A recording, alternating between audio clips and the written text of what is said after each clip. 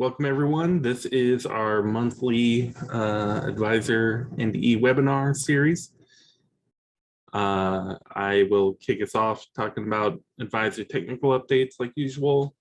We've got Jenna from the nutrition services team talking about P-EBT again, and then Naomi with the service desk is basically going to do the recording for the end of year workday presentation here for us. So I will get started.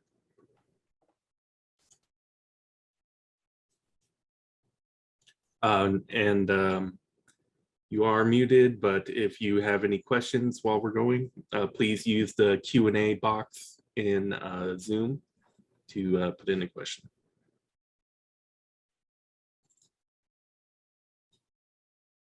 All right. First, I wanted to talk about CRDC some.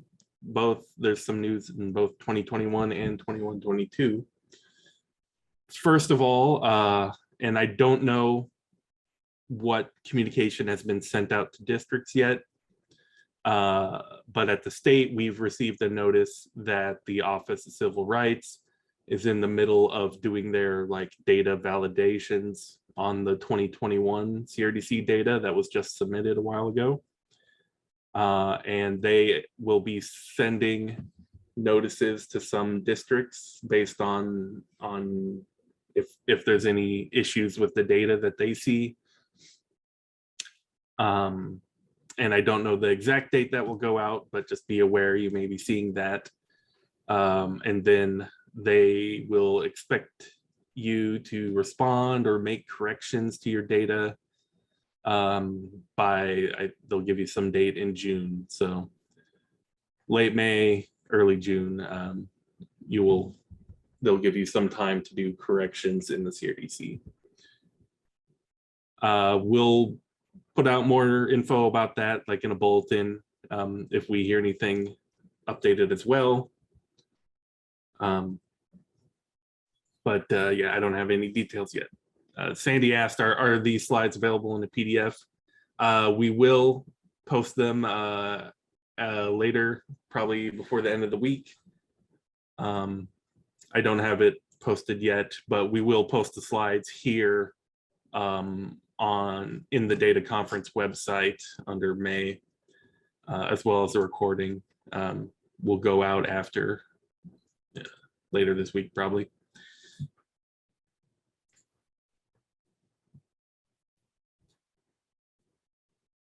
All right, so 21-22 CRDC, as again, we're doing CRDC this year. We want to get those validation reports at least opened this month. So on the advisor validation side, they're not turned on for this year currently, but we'll turn them on. So yeah, we want to make sure you can see some of your data now, but you won't actually be doing CRDC reporting again until probably January or February of 2023, based on this year's data. I think a key feature, like I said, I want to add is an export button so that when you look at the reports in Advisor, you can just export them and get a file that you can upload directly to CRDC. That way everyone can manage their own uploads and not have to worry about me overwriting your data. There is a document here for changes in 21-22. I thought we'd take a look at this meeting. It's a little messy to read through and use this federal regulation site, but I believe I would recommend you look at the statement A, the first document here. And then it's very wordy, but you can kind of figure out, you look at the headings and it'll tell you if there's data elements that are being removed or restored like they had been there previously or being altered. Um, so I wanted to take a quick look at these today just to kind of give you an idea of what changes are coming to the CRDC this year. Unfortunately, the list of changes for the CRDC don't come out until after we are already locked in with the data that was going to be available in Advisor this year. As before the year even starts, several months ahead of time, we're locking in the data so that your SIS vendors can begin working on it. Cheryl's asking, are we having to submit CRDC every year from now on? I don't think that's the plan, no. It's just that the collection that should have been in 1920 got pushed back a year. But then I believe they've said they are going back to the every other year here. So after 21-22, in theory, the next CRDC collection should be 23-24. All right, so without reading all of this word by word, basically under each heading, like restoration of data elements, you'll see these bullet points. So here's like whether the district provides early childhood services or programs. Obviously we do have early childhood data already from you guys, so we will see what we can submit. I haven't gone through this attachment and looked at the specific groupings, and I might have to see how that compares to the early childhood data settings that we collect. In theory, NDA and NDE may be able to submit some of that data though. The type of preschool program, full day, charging or not. Again, I'm not sure we have that data exactly, but it would be related to the early childhood data if we do have it. So I will check into that.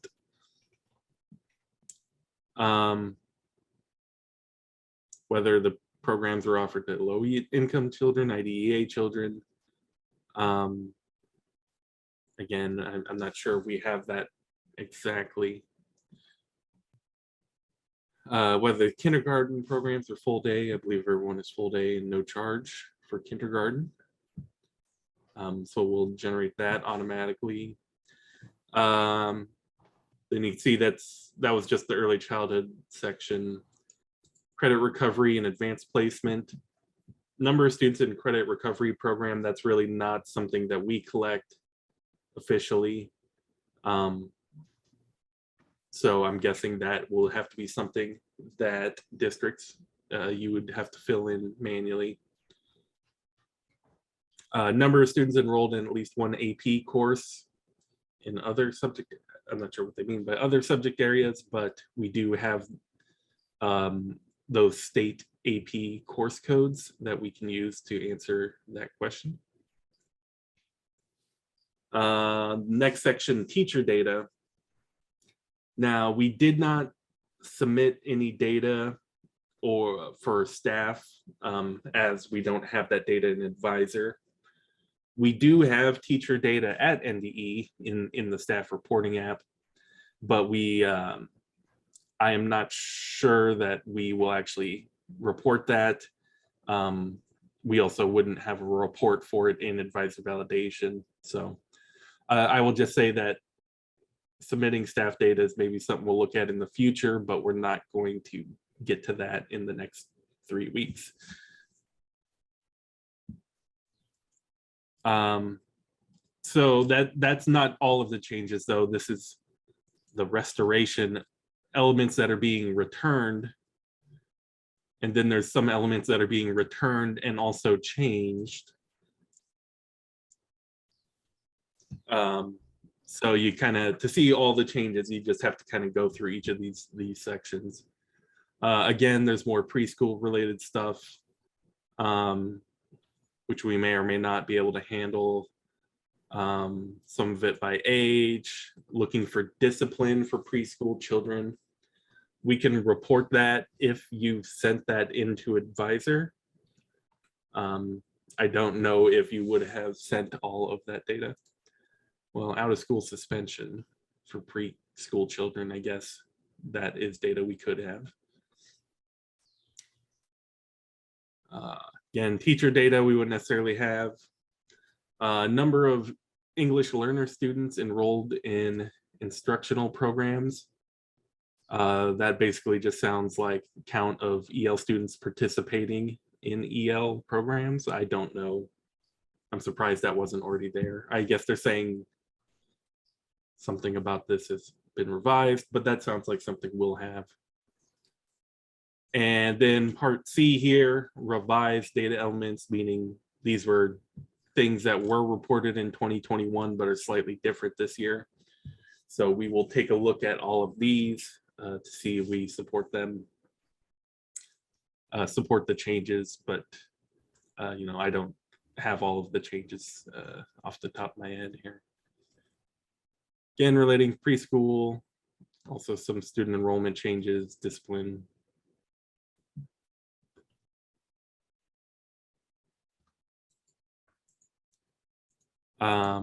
We probably have all the data to support this, though, so we will take a look at that.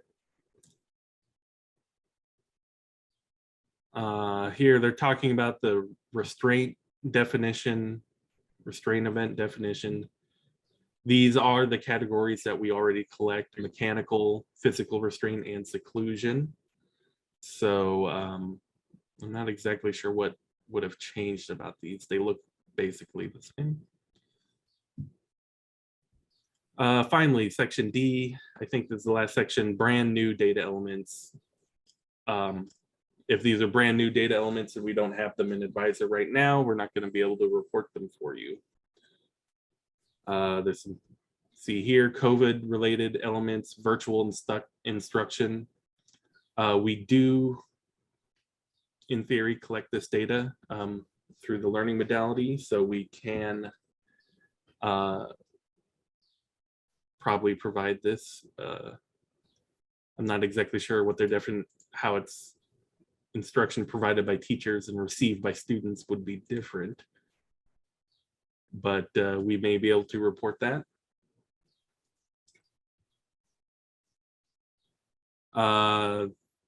Here, these are all changes related to a non-binary gender option in addition to male and female categories. We were not set up to collect that data this year, so we wouldn't be able to report that. Oh, Anna said, is noting that the mechanical restraint, one of the differences is that it now includes handcuffing of a student by law enforcement is a change. Okay. Yeah, we may need to look at updating our restraint event definition as well. Thank you, Anna.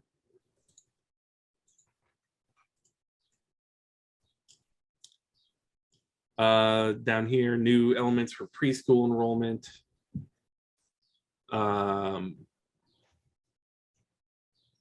Again, this seems basically like the same kind of categories they were talking about earlier. We may be able to answer these with the data we already have. Same with preschool discipline, as mentioned. Whatever data we see, discipline data we see for preschool kids, we can submit, or we can put into the report so that you could submit it. Data science classes. I don't know if we have. I may have to check with the curriculum team to see what they think about data. What is a data science class as far as the state course codes are concerned? Off the top of my head, I'm not sure what that is in Nebraska, anyways. Interscholastic athletics, we don't collect any of that data at NDE. Harassment or bullying, whether there's a written policy about bullying on the basis of sexual orientation, gender identity, or religion. We wouldn't have the data about a written policy to it. So that would have to come from you. Bullying based on gender identity, I do not believe that is one of the codes that we have set up currently. So that will probably end up being, you know, right now we have multiple behavior codes for harassment or bullying based on a couple of different reasons. I think we'll probably have to end up adding a code for that, but that means we're not going to be able to catch it for 21, 22. It's really too late in the year to be adding a new code. So that's something we will look at handling for the next round.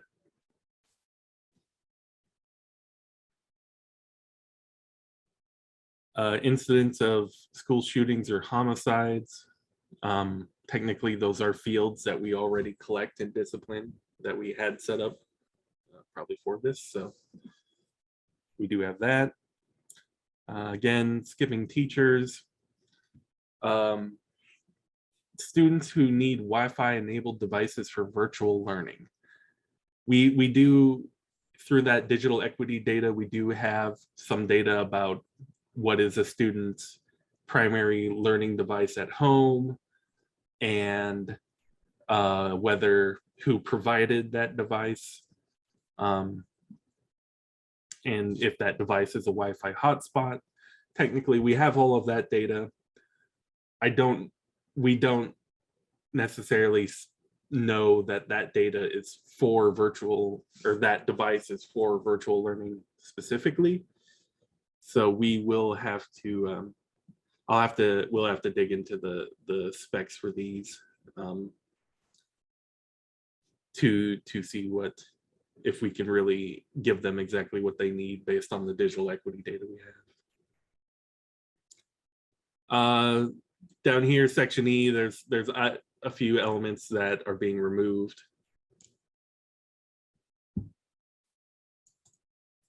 So we'll just end up pulling these out of any of the reports that we have.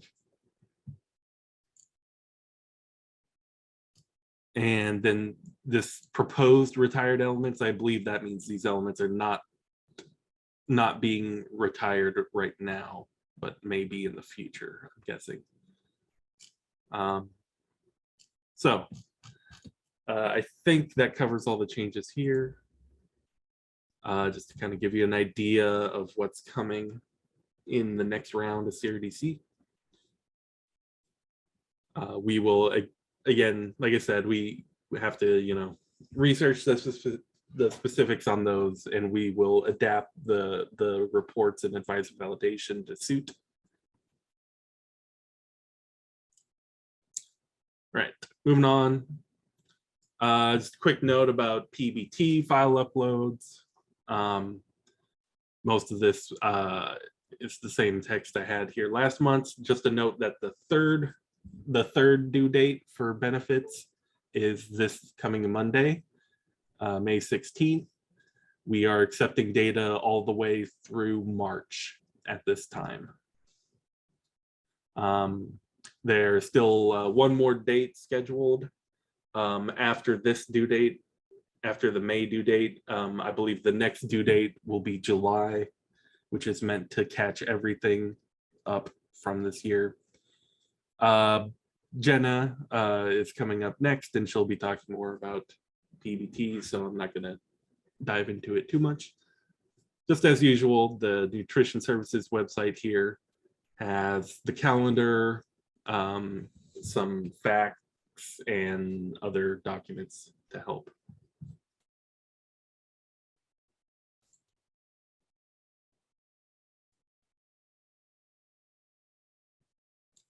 All right, a couple of notes about 22-23 advisor changes. We've basically locked them in at this point. I have already talked about this in the last couple of months meetings, but just a few updates now. The new calendar and the new course code catalog had been posted. So you could follow those links, or just go to our advisor resources website where we have all of the help documentation to get to those. Just wanted to note that the CIS vendor documentation is available now. District folks, you don't really need to look at that documentation. It's just some more technical things for the vendors. Just wanted to let you know where we're at. Any vendors on the call? If I put out some tweak documents yesterday. I didn't actually change any of the requirements for next year. As I was looking through the documents, I found a few things that are missing and needed to be tweaked. So I threw those out there. Let's see. So yeah, right now, the next things I'm working on is the data elements guide.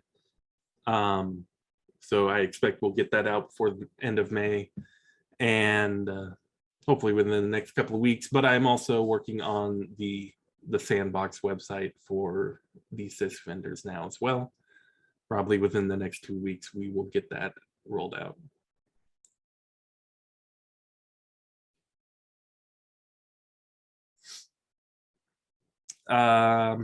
Again, these are listed just some of the changes we had talked about before. The temp status code for the student in a section, the instructional time planned for course offering, changing the name of this disability code.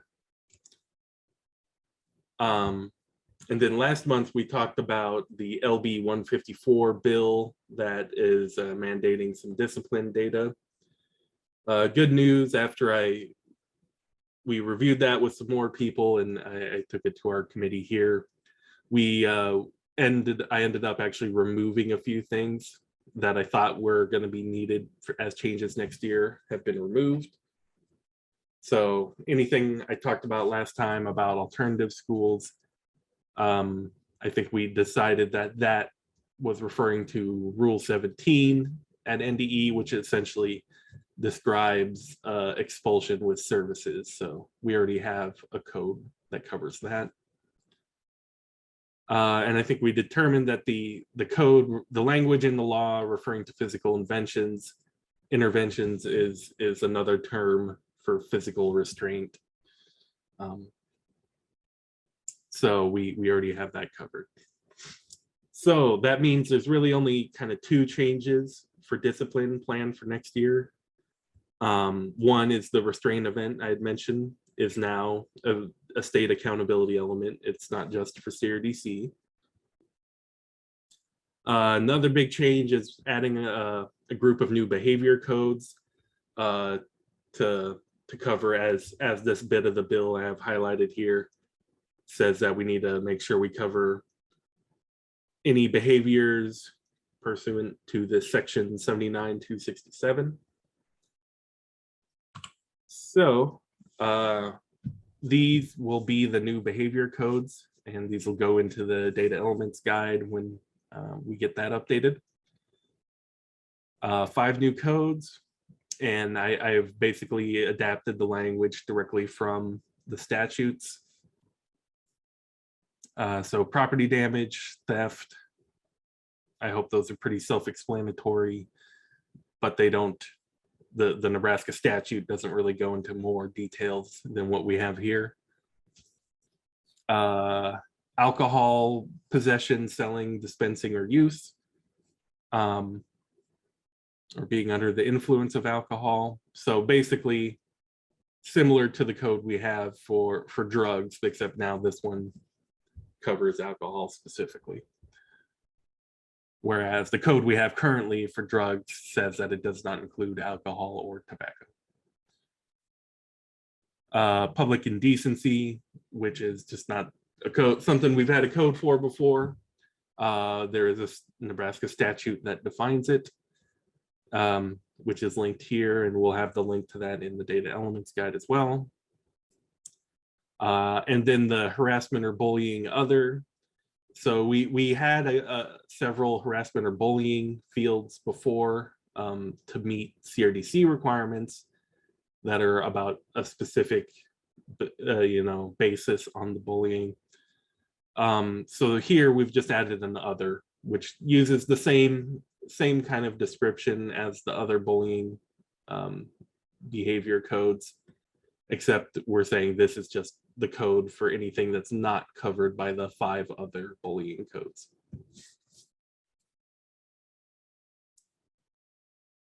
All right. That's everything I had to cover for today.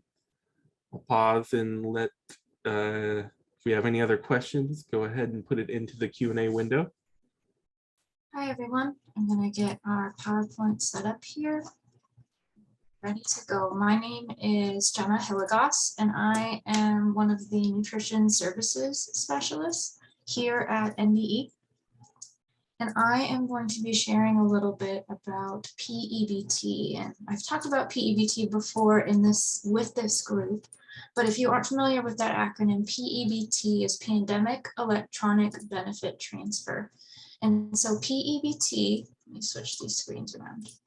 P-EBT is additional and kind of supplementary nutrition benefits that have been basically since the beginning of the pandemic. So we're going back to March of 2020. These benefits have been issued to households based on data that either the household or the school has provided to us. And so P-EBT is continuing through this school year, which is what I will focus on mainly for this presentation today. But then we will also talk a little bit about what's coming up next for P-EBT, especially related to summer of 2022.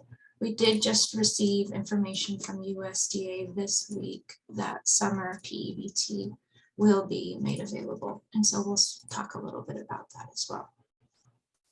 Okay. So here's our agenda for our time together today. I wanted to talk a little bit about any outstanding summer 2021 benefits that you might still have available or that you're hoping to get issued to your households. We'll cover the 21-22, so the current plan for this school year, talking about eligibility, absence requirements, the upload process, and then issuance when households can expect those benefits to be received. We'll discuss corrections and additions to benefits and data that you've provided to us. We'll talk briefly about the reconsideration process, highlight summer 2022, at least what we know right now, and then finally take any questions that you might have at the end this presentation. Okay, so we are working with USDA to hopefully approve and then finalize a final makeup issuance for summer 2021 benefits. So these are benefits going all the way back to last summer. If you do have any benefits that you have noted were missed or you might have been notified by a household that that student was eligible and they weren't included in your benefit upload list previously, we ask that you send those files, those data files, to advisorhelp@nebraskacloud.org, the help desk email. If you attempt to add these out to the portal, you'll notice that the summer 2021 drop-down menu option is no longer available. So you'll need to email those lists to us. And again, we don't know exactly when or if these benefits will go out, but we are asking you to provide us with this data in case we can get these additional benefits issued sometime soon. Briefly, the qualifications for summer P-EBT for 2021. That student needed to have been enrolled at your school district on the last day of the 2021 school year. And they also needed to have qualified for free or reduced price meals either at any point during the 2021 school year or during that coverage period you see listed on the slide here. They could have submitted an application that was accepted anytime between May 31st and August 13th of 2021 and still qualify for these summer benefits. The link here on the bottom, that summer 2021 P-EBT guide, outlines the data requirements, eligibility, and also includes a link to the Excel template, which is how we ask that you email in these additional benefits that you might want to be issued. We'll communicate with all schools once we have more of a finalized plan for these makeup benefits. Okay, I will dive into the current school year. So this is 21-22. The kind of the basics about this plan. And many of you might already be familiar with 21-22. We have quite a few school districts that have already been in the portal successfully uploading their data, but just wanted to highlight a couple kind of differences, especially between this plan and how benefits are being issued as compared to previous years. So our plan has been accepted. I indicated, that the portal is open. I appreciate everyone that's uploading into the portal right now. For 21-22, students are receiving benefits in one of 3 levels if they qualify and if their school qualifies. So you'll notice level 1, that student would have less than 6 days of COVID-related absences within a given month, and that student would then receive $21 for that month. Level 2 are students that have missed between 6 and 16 days. They will receive $71 for the month. And then that third level is any student that has more absences than 16 days within 1 month is going to receive $121. We'll cover the definition of these absences of a COVID-related absence in the next slide. And do know that DHHS makes every effort to reissue these benefits onto pre-existing EBT cards. The process for getting these funds has been consistent from the start. The household receives a physical EBT card, and they can take that then to their grocery store, their supermarket of choice, and utilize that for nutrition benefits. DHHS tries to put the money onto cards automatically that they know are active and are pre-existing, but there are going to be times that they'll have to issue or send out a new card via USPS. Okay, so for eligibility to receive benefits for the 21-22 school year, there are 2 eligibility standards. The first is that the school building that the student is enrolled at has to qualify. And then the students that are enrolled within that school building might be eligible for benefits. So first qualification here, school building eligibility. For a physical school building to qualify to receive 21-22 P-EBT benefits, 1 student or more at that school needs to have a 5 consecutive day COVID-related absence. That student can be any meal category, so they can be free, paid, or reduced, but they need to be enrolled at that actual school in order for that school to qualify. This is based on individual school sites. So there might be some districts that are logged in today that have 1 single physical site that all of their students attend. In that case, you would just need 1 of your enrolled students to meet this 5 consecutive day COVID-related absence to qualify that school for 21-22 P-EBT benefits. There might also be districts on the call today that have many different physical school sites. And so that means a student at each of those individual schools would need to meet this 5 consecutive day COVID-related absence for that school to qualify. I want to clarify too as well that the first day of that 5 consecutive day absence is the day that benefits can start to be issued to students if they meet the second eligibility requirement. That is student specific. Okay, so your school building has met this eligibility requirement. You have someone that's been out for 5 or more days because of COVID. You'll move on here to the second step, and this is where you're evaluating the individual students enrolled to see if they qualify. So these students, first, as always, they needed to have qualified for free or reduced price meals during school year 21-22. That student also needed to have experienced a COVID-related absence for any number of days. So your school meets the eligibility requirement number 1, and then the students have to meet eligibility requirement number 2 in order to receive benefits for that month. It's also important to note that when it comes to that qualification for free or reduced price meals, the student needs to have been free or reduced in the month they are being issued benefits for. So your school might have qualified in September, and you have a student that had a COVID-related absence in September. If that student was free or reduced, they submitted an application maybe the first of the year, they would qualify and they could be issued benefits. But let's say that household didn't submit an application until December. They would not be able to receive any P-EBT benefits until that December date, because that's when you can verify that they were free or reduced for that school year. Let's see. Yeah, and these absences, any number of days, some schools have been reporting these absences with decimal places. And so that might mean, even if a student missed a single period, a school period, for a COVID-related absence, you can certainly include the decimals. It's also possible if your school wants to simplify and just include whole numbers, you can do that as well. Just ensure that your data rounding practices are consistent from one student to the next.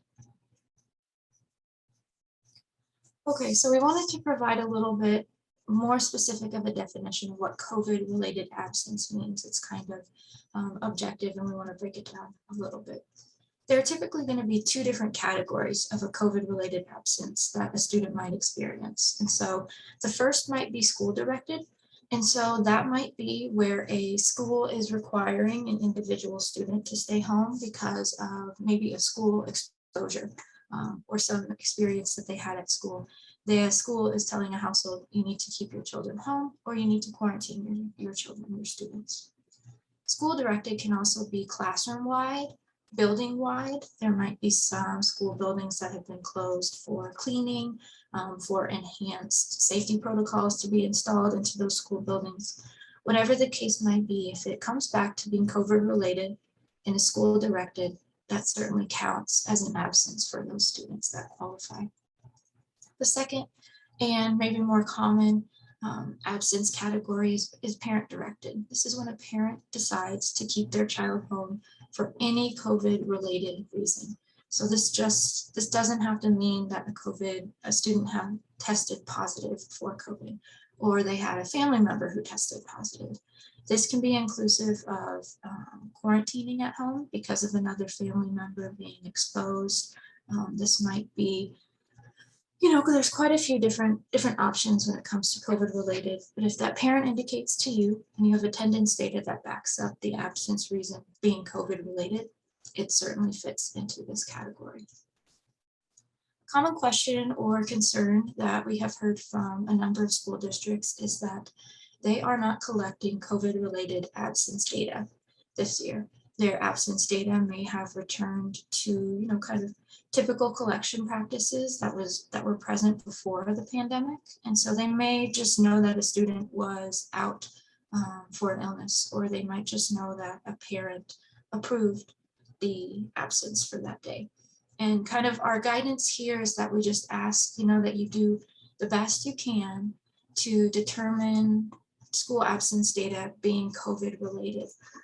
I know that there are some school districts that are working with their local health departments and using that to determine COVID related absences, but it really is up to the school and the opportunities that you have to report COVID related absences. One kind of other option, especially for those schools that might not be collecting COVID-related absence data, is to look at students that have 5 or more consecutive day absences. We made the simplifying assumption in our plan that was approved by the USDA that any absence that was 5 or more days, consecutive days in duration, that's not indicated as being vacation or something, other situation as described by the parent. But a 5 consecutive day illness absence is typically, at least right now, very much might be related to COVID. And so for schools that don't have COVID related data, this might be a way to issue benefits to your household, would be to look at those within a certain month. The students that have 5 or more consecutive days that they are absent. And it is important to note here too that households, we'll talk about this in a little bit, households have the option to complete a reconsideration process. And that process is really in place to help provide them with benefits that may not be issued because of attendance data. Very much understand that everyone here is extremely busy. Everyone that's on staff at a school is wearing a lot of hats right now. And so it's certainly possible that attendance data is not exactly, that there may be missteps when it comes to attendance data, especially now with everyone having to do so many different, taking on so many roles at these different school districts. So there's the understanding that the attendance data may not always match up with the COVID-related absences that a student might have. And so households are able to work through their own process with the HHS where they attest to a COVID-related absence, even if the school attendance data doesn't indicate the absence is COVID-related. I'll talk through that process a little bit, but that's certainly meant to support your work here and not make you feel like every single COVID-related absence needs to be documented, and if it doesn't, the student won't get benefits.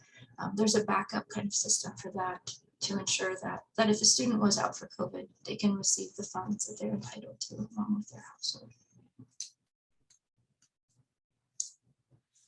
Okay, a lot of this might look familiar to those that have uploaded data previously into the portal. I have the portal URL right here. This is the same portal that you're utilizing to submit likely other reports to NDE, and I would imagine everyone here is very familiar with the portal.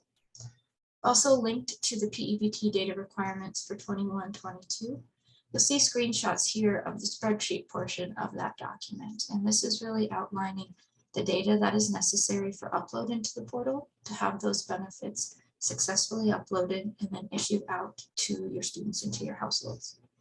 You'll see a lot of the same data requirements that you have in the past with P-EBT, parent and guardian first and last name as an example here, columns 1 or 2.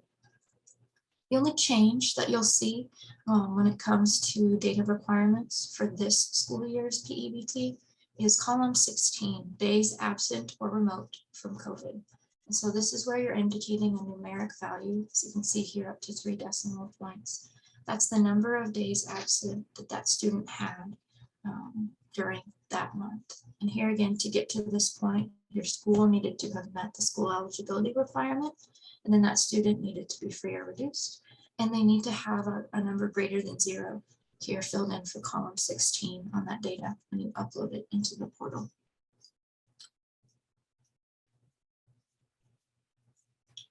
Okay, and this shot here of the 21-22 issuance calendar comes directly from our website, the Nutrition Services website. We have what I think to be quite a few helpful resources in addition to this issuance calendar.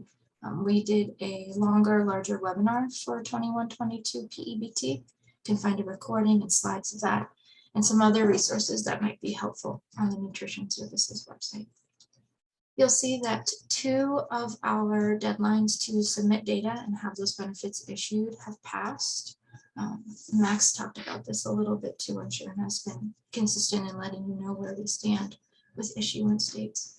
Just like he indicated, May 16th is our next deadline. And do note that any data that you've submitted for previous months will be reviewed and issued at the next issuance date. So as you can see here, if you're able to get any data submitted for August through March by May 16th, all of those benefits are going to go out here in June, on the 16th of June as well. And so we're always kind of issuing benefits on a rolling basis. The last deadline for benefit upload is July 18th. So at that point, we ask that you submit all of your benefits, or have submitted all of your benefits for the 21-22 school year. And then that last issuance date, August 16th, is when we hope to have all of these benefits out to the households. We also, on our website, we do have some communication templates, and those are certainly helpful to communicate with your households, and notifying them of these issuance dates can really be a great support to you and other staff members. If households know when to expect these funds, that hopefully reduces any calls in the meantime that come into your office, or emails inquiring about when they can expect to see funds. Being transparent with these dates, we've seen from many school districts, has been advantageous when it comes to the number of questions or concerns that they get from households seeking to find out more about the benefits coming to them.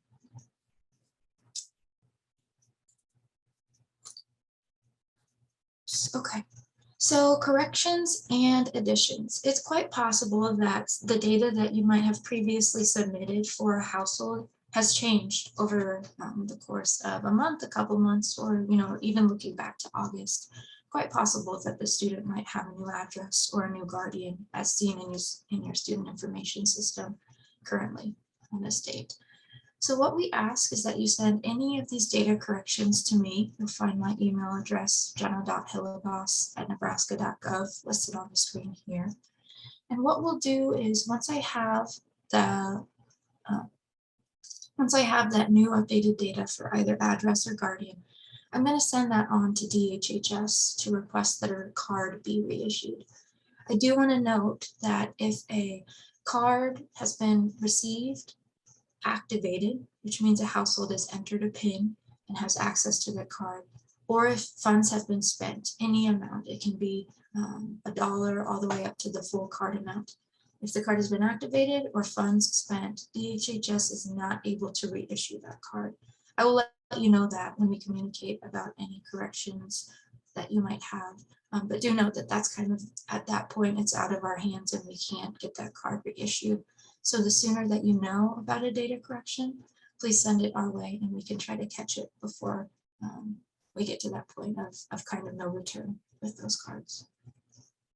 It's also possible, and I'm sure I've reached out to people on the call here already, that NDE, our office, might get in touch with you to confirm an address or guardian change. It's been our procedure from the start to confirm with the school to ensure when a parent calls us and says the guardian or address have changed for their student, we want to get that confirmation from you that the information they're giving us matches what's in your student information system.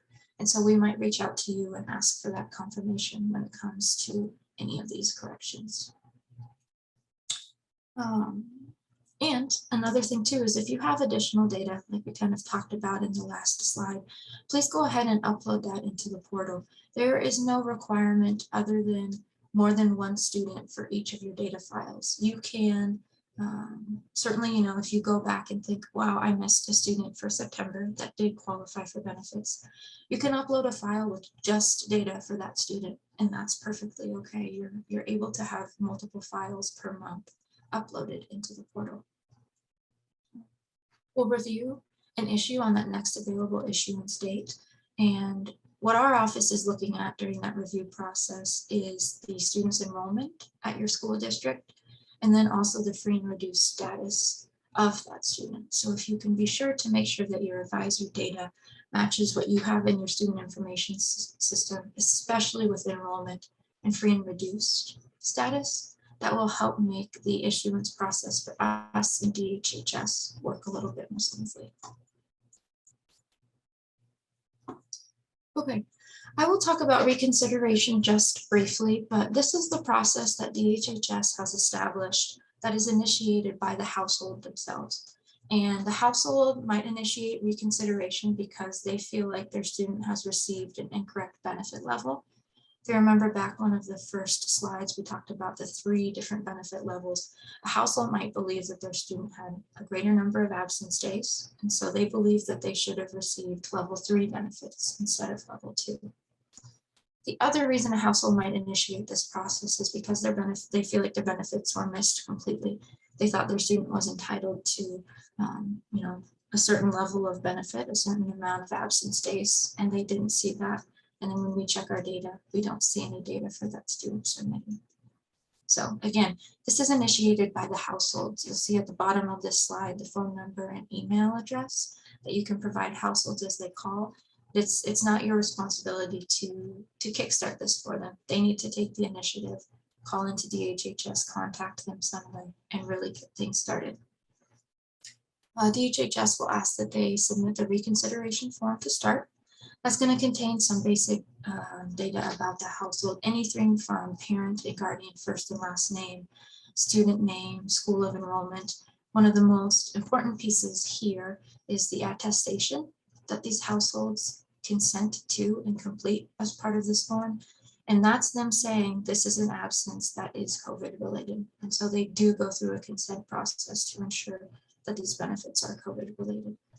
The other piece that they'll send our way is the number of absence days they believe that student was not issued benefits for. And so that, you'll see second step here. When we get in touch with you, that's one of the biggest pieces that we're looking to get confirmation about, is the number of absence days that that student might have. I think here, when you see that DHHS contacting NDE, sharing that form with us, step 3, when we contact you, we are looking to confirm these 2 primary pieces of information. The first is that we want to make sure that, according to your records, that student is free or reduced. If you remember back for student eligibility, that was the first requirement. If a student is not free or reduced, they aren't entitled to any P-EBT benefits. So if you tell us the student never submitted an application, they were never directly certified, that stops the process in that household automatically. We know they aren't eligible for benefits, or that student more specifically is not eligible for benefits. Second big question we'll have is about the number of absence days the household indicated in that reconsideration form. When we take this to you, we have the understanding that you may not have COVID specific data, or here again, the absence data when transferred from parent to school, there might have been a miscommunication there. There might have been data not shared by the household, not picked up by the school, all of these different scenarios. So when we come to you and ask about absence days for reconsideration, we are asking for your confirmation of illness-related absence days. Your data does not have to indicate that these days are COVID-related, and it might not. But if you can confirm, for example, that a household said a student had 3 COVID absence days in September, if you go back and look at that absence data for the student in your student information system and see 3 illness absences during that month, to us, that would check off and that would okay this reconsideration process, making the assumption that those absence days were COVID related. The household has attested to that, and then we will move forward and get those benefits issued. So the key here is illness absence data will qualify. Unexcused absences would not. Parent approved absence would not qualify if it's not illness related. So if they were on vacation, if they had a dentist appointment, these kind of other absences would not count. It needs to be illness. And if it is illness and you can provide any more specific information, needs to relatively align with that COVID-related absence piece. So that last step, step 4, this is where DHHS is going to get back in touch with the household based on the determination that we have made together in step 3. If benefits are to be issued, our office and DHHS will make sure that those benefits get issued to the household. There's no additional steps the school needs to take. You don't need to re-upload these students. If we determine that they qualify, we'll ensure that those benefits get pushed through and issued on the next issuance date. DHHS will also deliver the news if the students do not qualify. We ask for a little bit of information from you, whether it's because those absences were not illness absences or the student didn't have any illness absences for the month. We try to provide a little bit of information for DHHS to then share with the household. Okay, last slide before questions here. I appreciate everyone. This is heavy information. There's a lot to talk about always with P-EBT. Okay, so for summer 2022, USDA just released guidance for summer 2022 P-EBT plans on Monday, just this past Monday, May 9th. We anticipated that these benefits would be made available, and that was confirmed by the guidance that they provided to us earlier this week. We are starting work on our plan. Our P-EBT team meets every Tuesday afternoon, and so we briefly discussed the guidance that was released on Monday at our last meeting, and next week we'll really get started on our plan. We have to have a plan approved by USDA before we can start accepting any data uploads, and also before we can issue any benefits. And so it's our intention to work quickly through that plan. And we'll obviously keep in touch and notify all school districts on our progress related to summer 22.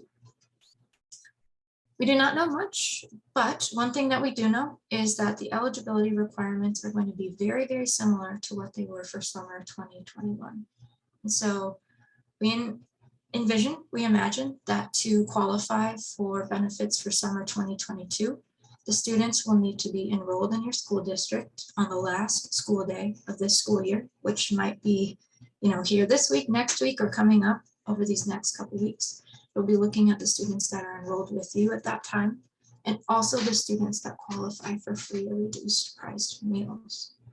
So again, we don't have an approved plan. We don't have the opportunity to upload data, but as these last days of your school years come up over these next couple of weeks, we would encourage you to start to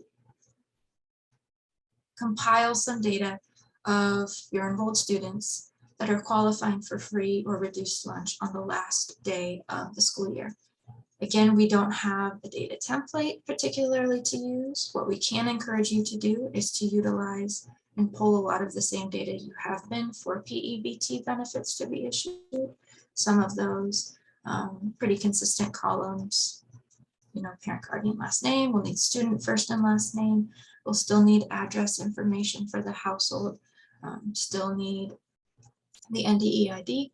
Those consistent data collection pieces, will likely be required for summer 2022, but we aren't exactly sure what that data template will look like. But to kind of give yourself a head start, and if you have the data available now and it works into your schedule to start to pull some of these students that are enrolled in free and reduced, it might be advantageous to start working on that now. And we certainly will let you know once we have more finalized guidance, but then also once we have opened the portal, I presume we'll probably accept P-EBT data uploads in that same way using the portal. We'll notify all school districts once we have more finalized information. Okay, I've put some contact information up on the screen. You'll see that my name is listed there, Jenna Hillegas. You'll also see Katie Parch. She is our director. She's another great resource with P-EBT related questions.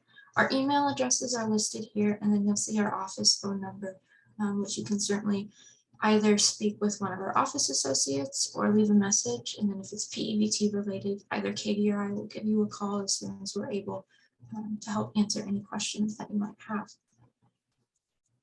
I'm looking here at the chat and I'm not seeing any questions. I haven't seen any. Seeing any Q&A questions either. Okay, and I will ensure to share this PowerPoint with the DRE team to get it posted on the usual data conference website. And here again, this is my email address, my phone number. Please let me know if you have questions, and want to reiterate thanks and appreciation for all the time and effort that you spent on P-EBT. Again, here for summer 2022, we're in it. I think as things just return to normality with school meal programming, I think at some point we imagine that P-EBT might just be related to summer benefits and no longer be offered during the school year. But we'll continue to see what guidance USDA provides to us over these next couple months, and certainly let you know what we know. I appreciate everyone's time. Thank you so much. All right, so 21-22 advisor year-end work days. So this is going to be the content that we focus on at the work days themselves. So we are going to, I'm going to talk about what stays the same for 21-22 year-end reporting, including talking about your staff data, CDC, and advisor. We'll give you a few updates for the year-end reporting for advisor for this year, and then a very brief synopsis of what's new for next year for staff and advisor reporting. And then this presentation will be made available as a PDF. So there's lots of resources and links throughout. I probably won't click on those today, but those will be available to you later. All right, so what stays the same for year-end reporting for 21-22? We'll talk through the staff reporting, NDE, staff ID, and SSRS validation. Most of the CDC collections are going to be the same as they have been in years past, including the opportunity to request to submit data late if absolutely need be, or make data changes. Those are kind of really extenuating circumstances only. And then the grad cohort resolution requests, so to update your cohort data. In advisor, things that stay the same year over year are going to be your errors, your verification reports, and lookups that are available. So we'll kind of talk through some of that stuff. So with staff reporting, again, there's a link here to the manual. Staff reporting is due, it's been open the whole year. It's due on June 15th.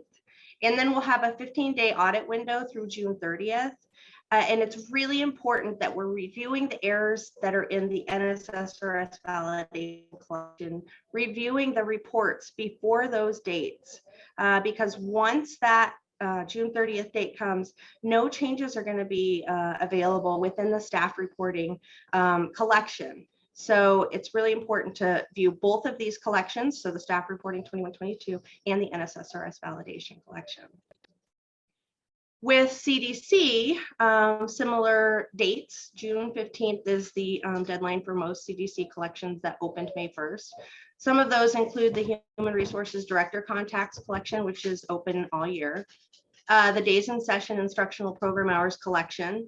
It's important to note for the public special purpose schools, the only part of this collection that needs to be completed is the instructional program hours. If you need to view some of the COVID instructional hours guidance specific to the 21-22 school year, there's a link here that refers you to our Launch NE site. The Nebraska Education Profile NEP information collection in the CDC, the annual participation report, pupil transportation, and then of course the ESU district system school information report. All those highlighted here are due June 15th and available within the consolidated data collections. All right, one additional CDC collection, the substitute teachers, has been open all year long. So new this year, we had 2 collection windows for this particular one. And the second collection window is now open, and it'll be open again through the end of the year. So at this time, you're wanting to make sure that you're reporting every single substitute that worked the entire year, and then their total days worked for the entire 21-22 school year. So this collection will help you ensure that these substitutes have valid certificates, and then it'll associate their days worked with the certification system. And so that helps them renew their certificate year over year. And then if by chance your school district approved this collection already and need to go back in and make more updates to it, contact the service desk and we'll get it reopened for you, because again, that one is due June 15th with an audit window of June 30th. And then there's a link here if you need to look up someone's NDE staff ID, look up their certification, any of that information, this link will be helpful for that. So for advisor for 21-22 year end, the data that we're really going to be focused on at the work days is going to be your demographics, your enrollment, including those graduates, attendance data, discipline, courses, grades. And then the next slide lists a few more things. There's a link here to the calendar, which also lists this information. We've got the last year's Perkins post-school survey, your SPED post-school outcomes for this year, who will be surveyed next year, and then all of your program records, your early childhood, your homeless, Title I, Rule 18, your food, which is your free reduced lunch, your special education and English learner. All of those program records we'll want to make sure are good to go for year-end data as well. So specifically related to the 2021 Perkins 5 post-school survey, there was a presentation made by Lexi in April that kind of talked a little bit more about that. So we're going to refer you back to there. What we would really emphasize that is if you as the data steward are not necessarily the Perkins point of contact, to send the verification report specific to this survey to your Perkins folks so that they can kind of review that information before it's finalized. Those reports, there's 4 of them here. Perkins 5 post-school survey list, postgraduate activity, students missing postgraduate activity, and then of course, downloading the National Student Clearinghouse data. Those are available in your 2021 advisor. So when you're in your advisor validation collection, you're going to want to change the school year to 2021 to view these reports. And then these would be the ones you'd send to your Perkins folks to review. So for SPED post-school outcomes, there's of surveys for those. The 2021 SPED exiters, that survey is being sent right now. So that data is already there, and there's nothing to look at for 2021 because that's already been kind of sent to the folks who send the survey. What you're looking at now during the 21-22 year-end advisor is the 21-22 kiddos, those who are exiting SPED, those who are maybe graduating. Those are the ones that you want to look through to know who's going to be surveyed next year. So these are the folks who you want to make sure their SPED exit's correct, that their enrollment exit's correct, and then look at their contact information, because that's the information that's going to go through next year. And that's what you're reviewing now in the year end. So some tools to help you review your year-end data. I've talked about reports a little bit, but advisor validation verification reports are really helpful to kind of look at your data as a whole picture. There's different reporting windows within each of those reports. So we've got kind of a glossary in this presentation here of what each of those reporting windows are looking at. So for your year-end collection, you're probably going to focus mostly on full year reporting window, or maybe your as of today.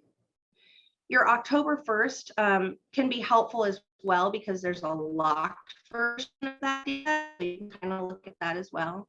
And then your end of year is going to be really key because that's the data that's available now and that's going to be locked come July after the deadline window for advisor. So you won't see any end of year locked reports until after the year-end data is closed. There's a whole list at this link here of reports that are specific to year-end advisor. So it's going to be a helpful tool for you to go there and download those. Another tool that's helpful in advisor validation is your lookups. So this is another way to view your data in a holistic way specific to one thing. So you've got enrollment lookup by ID. This will show you one kiddo's enrollment through their entire Nebraska public or special purpose career. You've got student lookup by ID. So this is specific to a single school year, specific to a district, which can be really helpful if you're looking at one kiddo's data. There's student lookup by demographics, where you can break out into specific demographic things, 504s, different codes like that. And then there's the SPED lookup and various programs lookups. So if you're really needing to get into the nitty gritty of a specific type of data, these are good tools for you. So some updates for 21-22 year end. We had some new data elements this school year. We had some new exit withdraw types. We had a new SPED reason exited, some attendance events categories, a new residency status, and a new sort of field called learning modality. We had a couple other things, digital equity indicators, and then student staff cohort. But these are kind of crossed off because they're not necessarily applicable to your year-end data.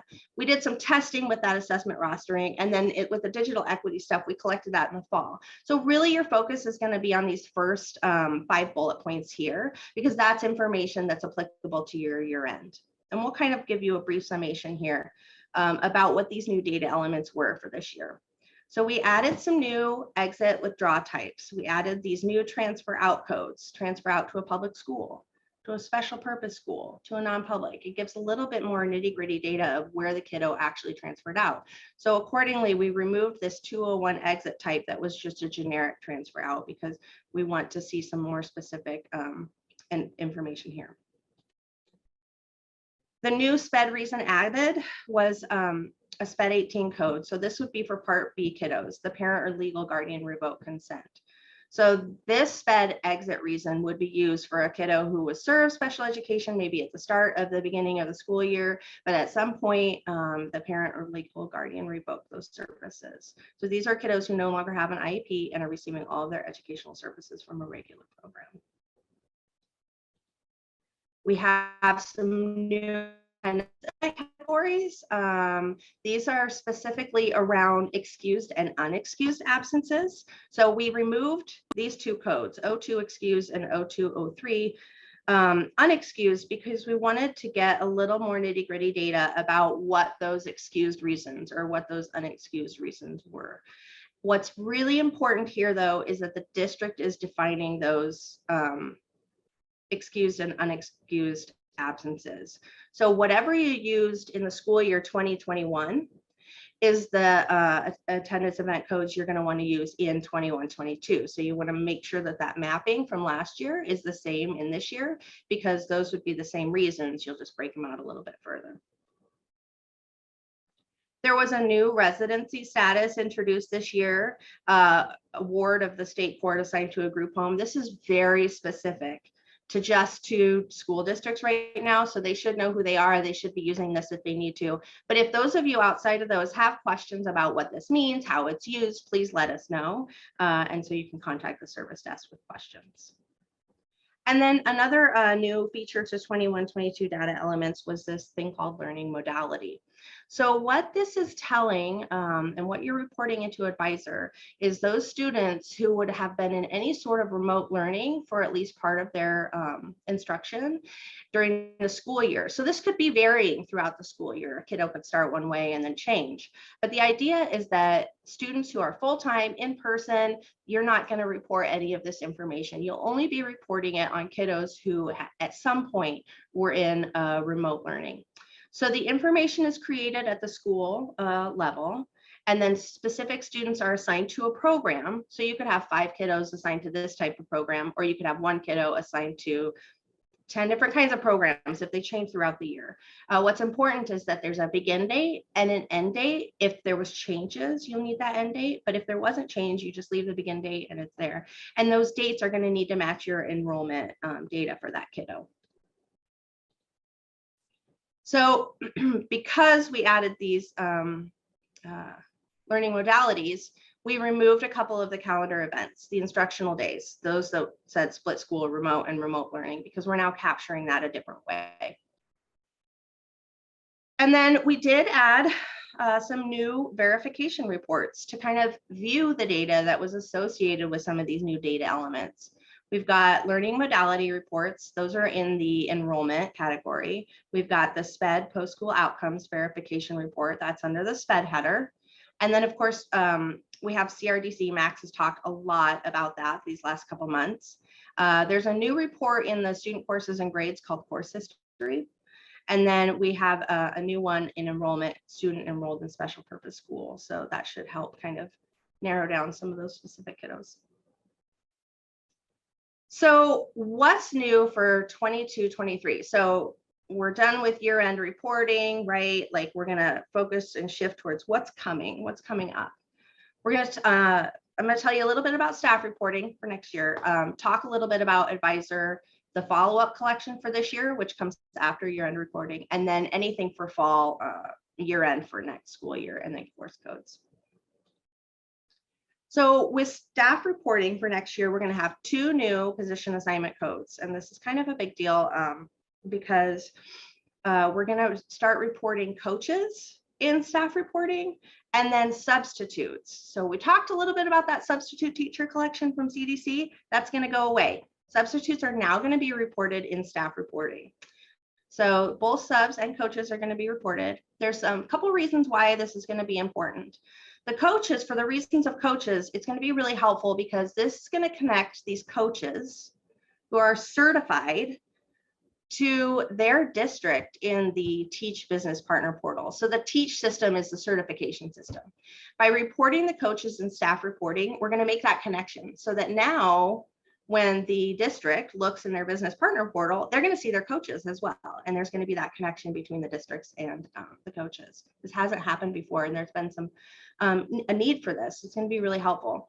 To take undue burden, of course, off of this, though, you're only going to be reporting the coaches who aren't already reported. So if you have someone who's a full-time teacher and they're additionally the cross-country coach, you're not going to report them as a cross-country coach. You're just going to continue reporting them as the teacher. This would be specific to those coaches who aren't already being reported under another position. So these would be the people that, let's say the only thing they do for your district is coach soccer. They come in and they coach soccer. They have a whole life outside of teaching and they're not a teacher, so they're not being reported that way. And we'll get into kind of the more nitty gritty of this kind of reporting. Hopefully we'll have a data webinar in a couple months that talks about 22-23 staff reporting. So I don't want people to worry too much about it right now. For substitutes, one of the reasons that we're going to report them through staff reporting is to obtain those start and end dates for subs. That's going to be helpful for maybe those folks whose certificates expire and you only use them up until the expiration date. So we'll be able to look at that data and kind of analyze it that way. Accordingly, there's going to be a new positions assignment field within staff reporting, and it's going to be days worked. So for your subs, you'll still continue to report the days that they work. So they won't be reported on an FTE basis. They'll be reported on a day's work. And then of course, we'll close that substitute teacher collection in CDC. So for both coaches and subs, the data that you're going to report in staff reporting is going to be similar to the para positions. So it's going to be somewhat limited. You won't have to get into as much of the detail as you do with your administrators, your teachers. Looks like we have, okay. So then the next thing is, so 21-22 advisor year-end data on June 30th, right? It closes. There's still kiddos whose data changes up through October. So we use the follow-up collection to collect that data and those updates. So this follow-up collection opens, of course, then on July 1, right after the year-end collection closes. The data is due on September 15th with an audit window through October 2nd. So this allows you to capture that October 1 membership count data and make updates accordingly needed off of that.